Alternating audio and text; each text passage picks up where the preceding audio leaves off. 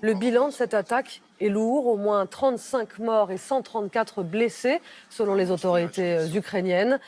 Voyez les précisions sur place de nos envoyés spéciaux Anaïs Anquet et Alexis Fischer qui ont vu arriver les premiers blessés dans l'hôpital le plus proche.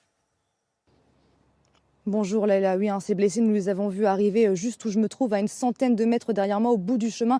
Nous nous trouvons à l'hôpital le plus proche de cette base militaire touchée par l'armée russe. Et nous avons vu notamment des hommes, des militaires, des hommes en uniforme arriver avec des plaies au visage et des plaies à la tête. Ils ont été transférés ensuite vers d'autres hôpitaux de la région. Mais nous avons également vu une femme d'une cinquantaine d'années, elle aussi blessée au niveau du crâne. Il s'agit d'une femme qui normalement travaille dans la cantine de cette base militaire. Alors ici, tout le monde est sous le choc car cette base, c'est un lieu symbolique. Normalement, en temps de paix, lorsqu'il n'y a pas la guerre, c'est la seule base qui est autorisée à recevoir, à accueillir des troupes militaires de l'OTAN, notamment des soldats canadiens ou encore des soldats américains. Et ce qui choque également la population, c'est que nous sommes très proche de la frontière polonaise et très proche de la grande ville de Lviv, cette grande ville de l'Ouest qui, depuis le début du conflit, est devenue la base arrière du pays. C'est tout simplement la première fois que des bombardements russes ont lieu aussi proche de Lviv.